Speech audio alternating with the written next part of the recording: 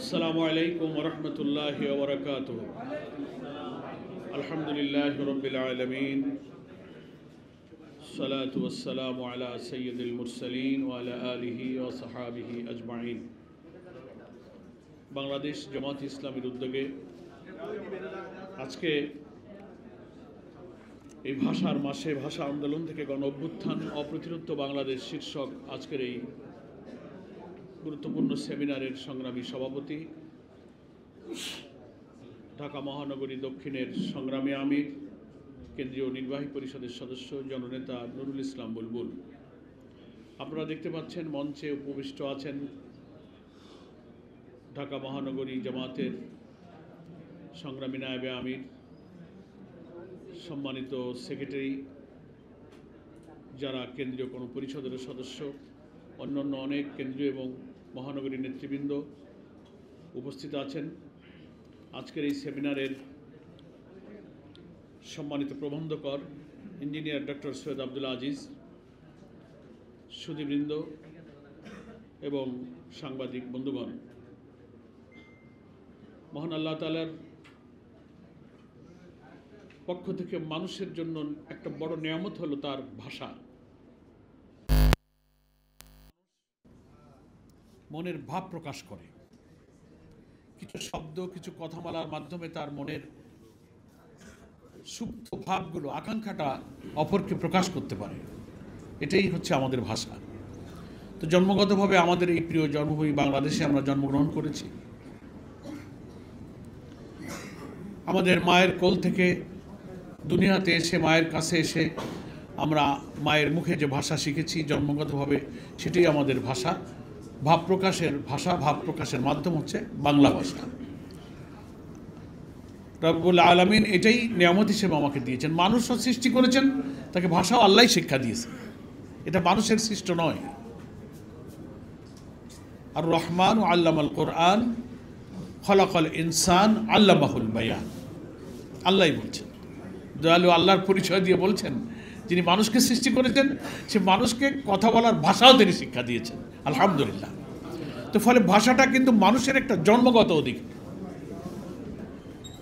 এটার উপরে কোনো আঘাত করা যায় না, এই অধিকার কেড়ে নেওয়া যায় না, এটার উপরে জুলুম করা যায় না। তো বাংলাদেশ জামাত ইসলামী আমাদের এই প্রিয় জন্মভূমি বাংলাদেশে ভাষার অধিকারের উপরে যে দীর্ঘ আন্দোলনের ইতিহাস, তার যে ধারাবাহিকতা, 52 থেকে নিয়ে 2024 পর্যন্ত এই দেশের মানুষের, এই দেশের নাগরিকদের অধিকার আদায়ের জন্য ভাষা আন্দোলনকেই আন্দোলনের সূতিকাগার, অধিকারের সূতিকাগার, বৈষম্যের বিরুদ্ধে আন্দোলনের সূতিকাগার মনে করে সব আন্দোলনে আমরা ইতিহাস যখন চর্চা করতে যাই, আমরা ভাষা আন্দোলনে কি বলি যে এটি হচ্ছে ভাষা আন্দোলনের ঐতিহাসিক ধারাবাহিকতা। আমরা স্বাধীনতা সংগ্রামকেও তা বলি, 90-এর গণ অভ্যুত্থানকেও তা বলি, আমরা 24-এর জুলাইয়ের ছাত্র গণ অভ্যুত্থানকে যখনই আমরা বিবৃত করতে যাই, তখনই কিন্তু তার সূচনা, তার বাতিঘর, তার আতুরঘর হিসেবে ভাষা সংগ্রামীদের বৈষম্যের বিরুদ্ধে সংগ্রামী আন্দোলনকেই ইতিহাসের একটা সূচনা হিসেবে আমরা কিন্তু উল্লেখ করি। বাংলাদেশ জামাত ইসলামী সবসময় এ জাতির সত্য ঘটনা, সত্য ইতিহাস, এ জাতির বীর সন্তানদের ঐতিহাসিক অবদানগুলো ধরে রাখার জন্য যে সমস্ত গুরুত্বপূর্ণ জাতীয় ইস্যু, জাতীয় দিবস পালন করে, তার মধ্যে ভাষা দিবস এটা একটা গুরুত্বপূর্ণ দিবস। ভাষার মাসে কিছু সত্য ইতিহাস, আমাদের আল্লাহর পক্ষ থেকে লাভ করা ভাষার নেয়ামতের অধিকার রক্ষার জন্য যে আন্দোলনের গৌরবোজ্জ্বল ইতিহাস তুলে ধরে আজকের এই সেমিনারের আয়োজন করেছেন। আমরা সেই সেমিনারে অংশগ্রহণ করতে পেরেছি একটা ভালো কাজে, একটা নেক কাজে, মানুষের কাছে সত্যের আবাহ পৌঁছে দেওয়ার জন্য এই সেমিনার একটা গুরুত্বপূর্ণ ভূমিকা রাখবে। মহান আল্লাহর কাছে সে কারণে আপনাদের সকলকে নিয়ে আমি আবারও শুকরিয়া জানাচ্ছি। আলহামদুলিল্লাহ, এটা আল্লাহ তাআলা আমাদের আশেপাশে এখানে তৌফিক দিয়েছেন।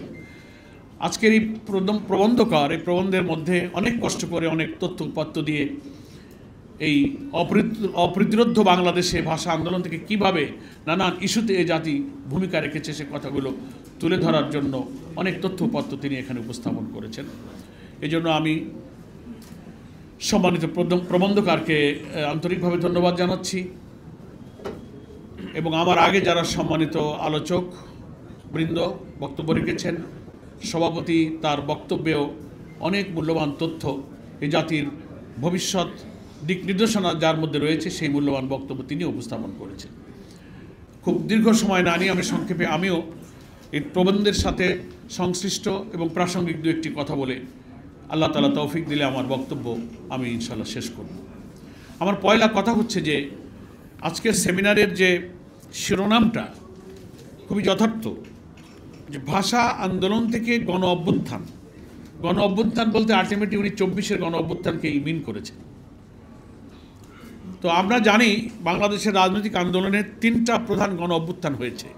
ভাষা আন্দোলন একটা তীব্র আন্দোলন ছিল, সেটা একটা গণজাগরণ, সেটা একটা গণ অভ্যুত্থান ছিল, কিন্তু সেই গণ অভ্যুত্থানে কোনো শাসকের পরিবর্তন হয়নি। 3টা গণ অভ্যুত্থানে কিন্তু শাসকের পরিবর্তন হয়েছে। 69-এ যে গণ অভ্যুত্থানটা হয়েছে, সেই 69-এর গণ অভ্যুত্থান ছিল তুমুল বৈষম্য বিরোধী, বঞ্চনা বিরোধী, স্বাধিকার অধিকারের পক্ষে এদেশের মানুষের, পূর্ব পাকিস্তানের এই অংশের মানুষের একটা বিপুল সংগ্রাম, বিপুল আন্দোলন, গ্রেফতার, হত্যা, নির্যাতনের কঠিন পথ মাড়িয়ে তদানীন্তন ওই সময়কার এদেশের মানুষ তখন কিন্তু একটা আন্দোলন এবং একটা অভ্যুত্থান তৈরি করেছিল।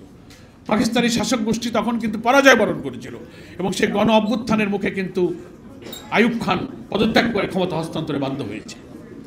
আইয়ুব খানের যুগ ছিল কিন্তু একটা কঠোর স্বৈর শাসনের যুগ। আপনারা জানেন যে আইয়ুব খানের শাসনামলেও কিন্তু তখন পাকিস্তানে জামাত ইসলামকে নিষিদ্ধ করা হয়েছিল। আদালতে লড়াই করে জামাত ইসলামকে সেখানে আবার বৈধতা অর্জন করে সেই পাকিস্তানি জামাত ইসলামকে রাজনীতি করতে হয়েছে। সংগ্রামী সুধীবৃন্দ, ফলে 69-এর গণ অভ্যুত্থানেও শাসকের পরিবর্তন হয়েছে। 90-এর গণ অভ্যুত্থান হয়েছে আর এক ঐতিহাসিক গণ অভ্যুত্থান। 69-এর যে গণ অভ্যুত্থানটা হয়েছিল, আমি তখন ক্লাস 6-এর ছাত্র, রাজনীতি অত বুঝি না, কিন্তু তুমুল আন্দোলন, বিক্ষোভ, মিছিলে মিছিলে উত্তাল, সংবাদপত্র, আমাদের যারা সিনিয়র ছিলেন, বড় ভাইয়েরা ছিলেন, চাচারা ছিলেন, বিশ্ববিদ্যালয় কলেজে পড়তেন, তাদের কাছে সেই আন্দোলনের সংগ্রাম মুখর দিনগুলোর আভাস পেতাম, রাজনীতি বুঝতে পারতাম না। কিন্তু 90-এর গণ অভ্যুত্থানে কিন্তু আমরা তখন অনেক রাজনীতি সচেতন। আপনারা এখানে যারা আছেন তারা নিশ্চয়ই 90-এর গণ অভ্যুত্থানে স্বৈরাচারী এরশাদ বিরোধী আন্দোলনের রাজপথে 6 ডিসেম্বর কিভাবে জনগণের বিপ্লব হলো, জনগণ, সেনাবাহিনী, পুলিশ, প্রশাসন কিভাবে একটি স্বৈরাচারী শাসকের বিরুদ্ধে একাকার হয়ে যায়, 90-এর গণ অভ্যুত্থান ছিল তার এক বিরল দৃষ্টান্ত দুনিয়ার ইতিহাসে। এবং সেই অভ্যুত্থানও কিন্তু শাসক পরিবর্তন হয়েছিল, তিনি পদত্যাগে বাধ্য হয়েছিলেন। আর একটা গণ অভ্যুত্থান, যেটাকে আমরা জুলাই গণ অভ্যুত্থান বলি,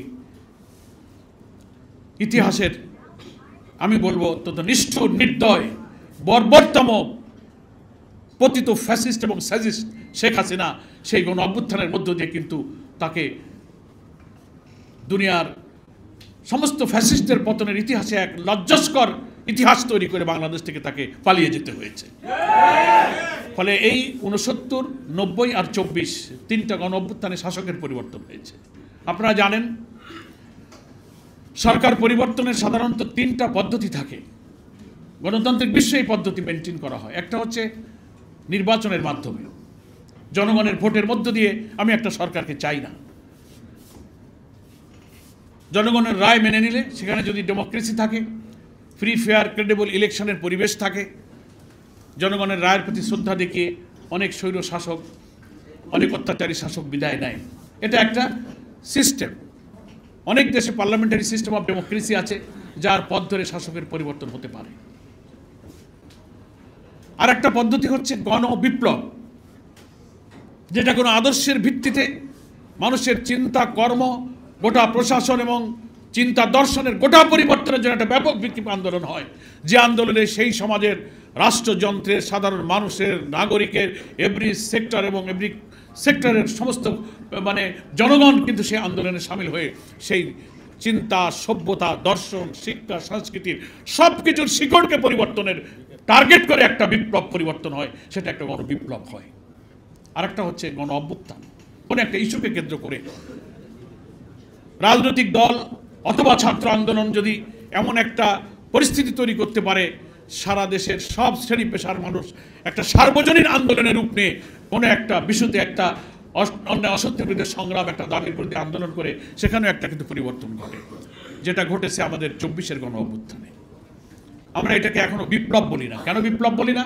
কারণ এই বিপ্লব তখনই আমরা এটাকে বলতাম এই গণ অভ্যুত্থানের মধ্য দিয়ে নতুন অর্জিত যে বাংলাদেশ, শাসকের পরিবর্তনের পরে প্রশাসন, রাষ্ট্র, সংস্কার, শিক্ষা, সংস্কৃতি, মানুষের মনস্তাত্ত্বিক অবস্থার সর্ব জায়গায় যে সার্বজনীন পরিবর্তন প্রয়োজন ছিল, আমরা অভ্যুত্থান হয়েছে, শাসকের পরিবর্তন হয়েছে, কিন্তু মানুষের মনস্তাত্ত্বিক, সভ্যতার, রাজনীতির, শিক্ষার, চিন্তার, চরিত্রের কোনো পরিবর্তন আমরা করতে পারি। সেই কারণে এটাকে আমরা অভ্যুত্থান পর্যন্তই বলি, আমরা এখানে গণ বিপ্লব আমরা এখনো বলিনি। বিপ্লব হয়েছিল ইরানে। রেজা শাহ পাহলভী স্বৈর শাসকের বিরুদ্ধে ইরানের বিপ্লবী জনগণ, তাদের সাথে আমাদের আদর্শিক আকিদাগত পার্থক্যের ভিন্নতা আলাদা, কিন্তু আমি বলছি রেভলিউশনের স্পিরিটটা ইরানি জনগণ এমনভাবে বুলেট, গুলি, অনেক স্বৈর শাসকের পরাশক্তির বিরুদ্ধে এমনভাবে তারা রাস্তায় নেমে গেল, ইরানের সভ্যতা, ইরানের শিক্ষা, ইরানের সংস্কৃতি, ইরানের তমদ্দুন সবকিছুকে বদলে দিয়ে ইরান কিন্তু সেই ৭৯-এর বিপ্লবের পর থেকে আজ ২০২৪ পর্যন্ত একই চিন্তা আদর্শ ধারকের উপরে গোটা রাষ্ট্র প্রশাসন যন্ত্র তার মনস্তাত্ত্বিক পরিবর্তন হয়ে ইরান কিন্তু বিশ্বের বুকে মাথা উঁচু করে দাঁড়িয়ে আছে। এটাকেই বলে একটা বিপ্লব। তো আমরা আজকে প্রবন্ধকর ৫২ থেকে নিয়ে ২৪ পর্যন্ত বলেছেন যত অভ্যুত্থান হয়েছে, যত পরিবর্তন, সেটা শাসকের হোক, চিন্তার হোক, রাজনীতির হোক, অত্যাচারী শাসকের হোক, এই পরিবর্তনের পেছনে